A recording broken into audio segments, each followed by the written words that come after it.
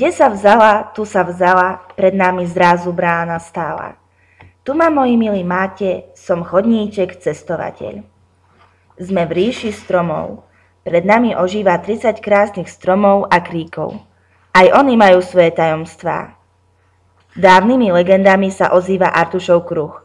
Pozýva ťa do svojho kruhu. Sadni si na pník a počúvaj. Prírodu poznaj, chráň a zveľaďuj, aby doma, v práci, v poli, všade smiech a radosť boli. Za svoje dobré činy odmenu nečakaj a po pocitovom chodníčku pomaly kráčaj. Zatvor oči, otvor dušu, vyzuj topánky a kráčaj len tak bez pretvárky. Pred nami stojí živá stena, ešte je len vo výstavbe. Brečtán, plamienok, vistéria a iné popínavé rastliny sa do výšin tiahnu. Záhradka bylín je babky bylinkárky záľuba. V nej nájdeme už teraz viac ako 10 liečivých druhov a rastlín. Aha, pozrite, tu je slniečko v pasci. Čo sú moje očká?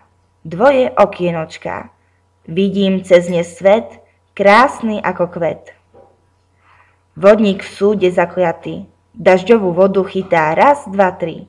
Ňou svoje políčko zalievame a z bohatej úrody sa tešievame. Naše putovanie končí v oáze jazierka, tu si ovlažíme rúčky i myseľ. Dúfam, že ste sa rovnako príjemne cítili ako my, keď ste prechádzali touto cestičkou a že sa stanete priateľmi a ochrancami našej zeme a pomôžete nám splniť naše sny a túžby žiť v čistej a bohatej prírode s našou planétou Zem.